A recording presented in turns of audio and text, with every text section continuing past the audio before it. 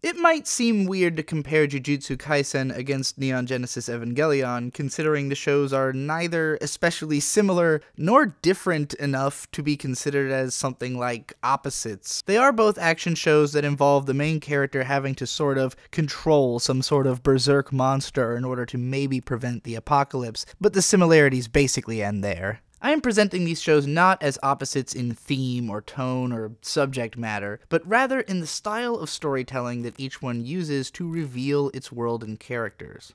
I don't know if these are necessarily the most perfect examples that I could have used to explain this whole idea. Maybe I could have found shows that seem more instinctively similar or dissimilar in other ways, but hopefully the point of choosing these two shows will become apparent once I start describing the ways in which these stories function. Making an extreme generalization, I think there are two shapes that a story can take: a circle or a spiral. And a spiraling story can either be presented as an inward spiral or an outward spiral. I'm going to explain all of this until it makes sense, I swear to your waifu. So Dan Harmon, who co-created Rick and Morty, created Community, was head writer on both of those shows, he popularized the idea of the story circle as a simplification of the concept of the hero's journey, which was famously conceived by Joseph Campbell in his book, The Hero with a Thousand Faces. Story circles are founded in the historical sense of continued continuity, the idea that every story leads directly into another story, which inevitably hits many of the same beats as the previous story, because there's only so many ways that events can be structured to tell a naturally satisfying story. Circles of different sizes, sometimes with smaller circles inside of them, can be drawn around segments of larger stories to show the patterns of their author's thoughts every single time, often down to the page. Dan Harmon uses the circle as a shortcut to structuring episodes of TV shows specifically, and I would say that individual chapters or arcs of comics and books are usually pretty much defined by the closing of small circles. However, there are ways to build your story circles such that the greater sensation of the story is not that of one gigantic circle full of smaller circles, but instead of an oblong spiral moving inward toward singularity or outward toward infinity. Now, some of you might be thinking a spiral is a spiral. It can't be an inward or an outward spiral. It's a matter of perspective, which is true. So it's important that we consider the perspectives of the characters and of the audience in determining whether a story is following a spiral inward or outward. I'm going to use multiple examples in making my point, but ultimately presenting Jujutsu Kaisen as the premier example of outward spiral storytelling and Evangelion as a premier example of inward spiral storytelling. Part 1, the outward spiral. If you know anything at all about the alternative rock band Tool, you probably know about this one song they have called Lateralis that's structured around the Fibonacci sequence, the golden spiral, created by continually adding a number to the previous number. In these lyrics, singer Maynard James Keenan compares the human experience to the outward spiral of the Fibonacci sequence, because we all begin with a very limited ability to perceive reality, which expands as we grow in a literal, physical, and mental sense. The lyrics continue into a mantra when Keenan seems to be shouting at himself to spiral out,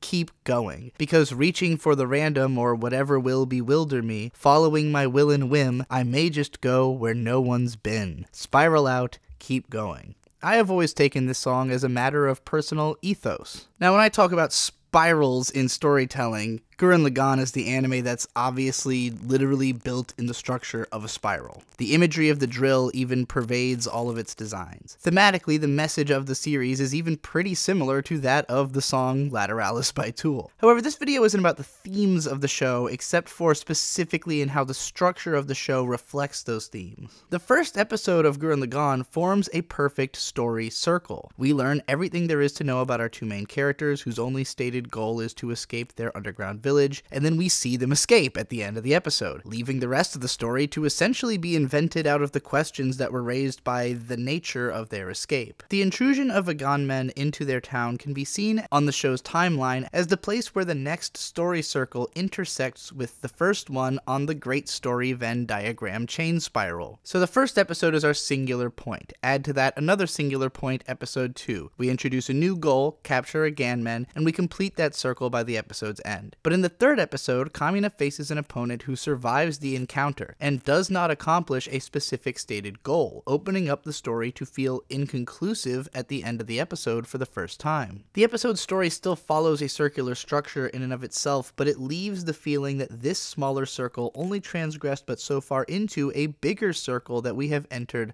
along with it. In the same way that if you're just reading the Fibonacci sequence out by numbers, the jump from 8 to 13 feels so much more substantial than the jumps that you had earlier in the spiral. Gurren Lagann has such a huge change in circumstances in its 8th episode, and the closing of such a larger circle than before, that our whole conception of the story feels significantly larger by the time we come around to episode 13. However, Gurren Lagann is only 26 episodes long, and I would say that it's fashioned more in the spiral of a drill than in the fashion of a Fibonacci spiral, which isn't the same. What I mean by this is that while each rung on a drill's spiral covers a longer distance around than the previous one, it only travels the same amount upward each time. When you get toward the end of Gurren Lagann, the scale of each episode keeps increasing proportionally to the last every episode, capping out at the widest rung it conceivably could reach on the story spiral by the final episode. This makes for an incredibly hype run of television and a very fun way to just drill through every layer of a story spiral in rapid succession, but it's not as pure a realization of the outward spiral as a storytelling style as Jujutsu Kaisen is. Like in the case of Gurren Lagann, the first episode of Jujutsu Kaisen establishes everything necessary to know about its protagonist and essentially tells an open and shut story, with the intrusion of a larger story into it marking a total disconnect between the former life of the characters and their new ones. After that, the structure of the story gets very weird. It keeps seeming to shift gears in the early episodes, before settling into this very domestic level arc about a kid who befriends the protagonist and is corrupted by evil by the antagonist until they have to fight to the death, sort of. Not dissimilarly to Gurren Lagann, the whole tone and feeling of Jujutsu Kaisen shifts as it transpires from arc to arc. But unlike in Gurren Lagann, and more similarly to in Homestuck, which would take too long to explain, but if you know what I mean, you know what I mean, reaching each new rung of Jujutsu Kaisen's spiral takes as long to reach as following the spiral in real time, rather than hopping across them up the drill. Another way of putting it is that Gurren Lagann uses the spiral shape as a tool that pierces through the story, whereas in Jujutsu Kaisen, the story follows its main character running up the spiral, traveling its pathway into infinity. One way of putting it dismissively is that it takes a long time for something to happen that feels like it really matters in Jujutsu Kaisen, but every time it happens, it shakes the entire foundation of how the audience and the characters understand the story. And moreover, those realizations are made satisfying because of just how much legwork it took to reach them. Gurren Lagann may be a hell of a marathon watch, but Jujutsu Kaisen has that one piece ability of being just so complicated and so large of a story that a revelation which recontextualizes everything has a lot more implications and will spiral the viewers inwardly to a lot more thought than what Gurren Lagann was capable of in its only 26 episodes. And yes, One Piece is also an outward spiral story, but like Homestuck is too old and too long for me to use in my 2024 anime video. Jujutsu Kaisen's Shibuya arc feels bigger than the entire show preceding it, right from the beginning. There's so many new and established elements at play, so much higher stakes, and such a different understanding on the viewer's part of the full situation after seeing the backstory arc that came right before it, that when the really crazy shit starts happening at the back end of this arc, it feels like none of that would have even happened if any of those people had any idea what was really going on. Without spoiling too much, but leaping deeper into the manga, eventually we reach a point in the story where even the characters who most understand what is happening are learning new shit that recontextualizes their understanding of what's going on in the story. You have this sense that even though the characters are working against one another in their conflicts, the universe of the story itself is conspiring to bring all of them further and further up the spiral through infinity. Now, describing this might not sound like that unusual a form of storytelling, and it isn't necessarily, especially for epic thrillers full of recontextualizing revelations. However, I think it is rare that a series is so thematically dedicated to realizing the concept of the outward spiral. Jujutsu Kaisen can be frustrating for me for just how much of the story's logic has to be parsed through its vague language to understand why any of the shit that's happening is possible. It feels like solving a math equation, and what the characters are doing is often bordering on science, so the answers aren't even clear to them in the moment. Even the fans who study this manga like scripture have lots of lingering questions about certain functions that they're hoping will be addressed by the end of the story. And author Gege Akutami has done well to keep his cards close to his chest, with the audience at this point knowing about as much as any of the characters in the story do about what's going on, and that being less than what the author must know.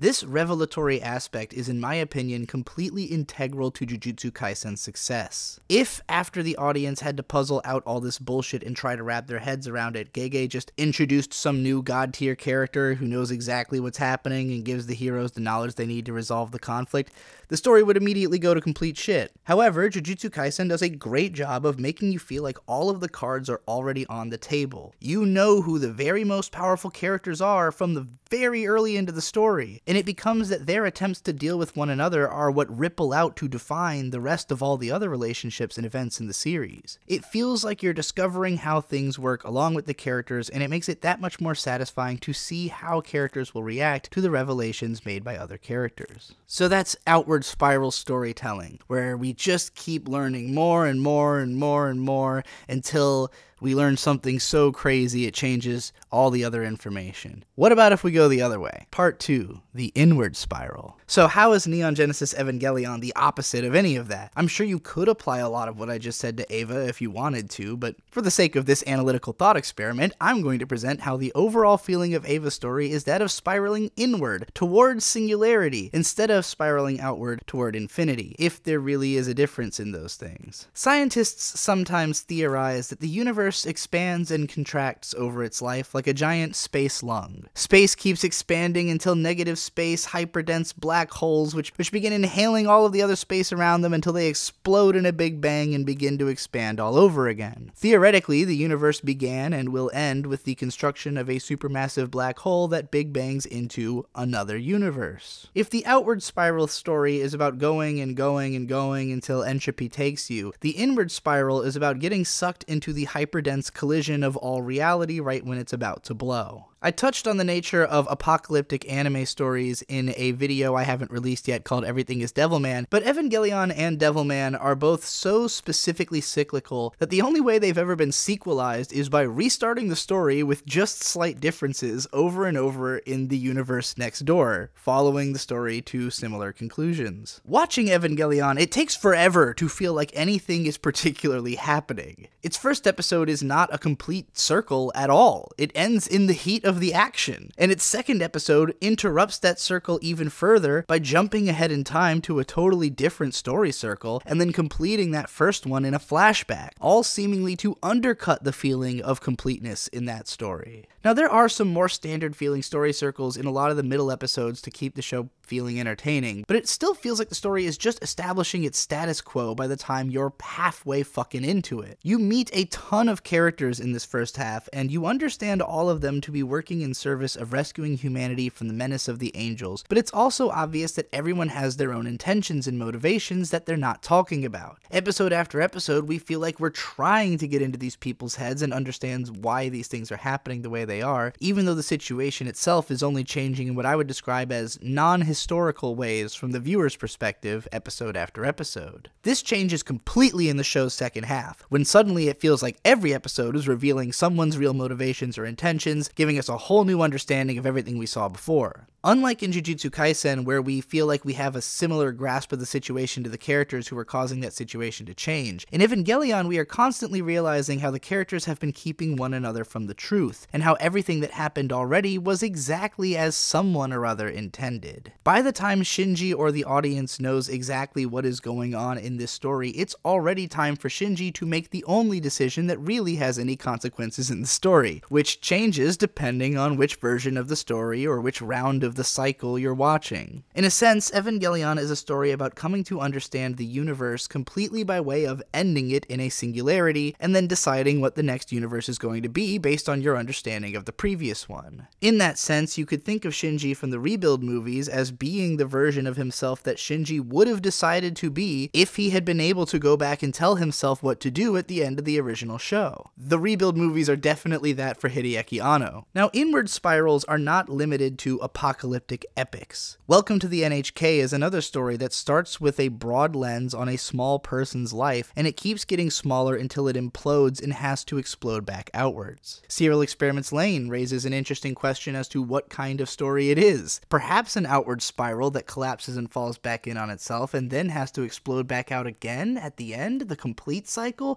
Maybe I'm fucking insane. Anyway, let me know if this thought experiment made any sense whatsoever to you in the comments. And if you could think of other great examples of outward spiral and inward spiral storytelling, let me know about them. And always remember to never forget anime forever.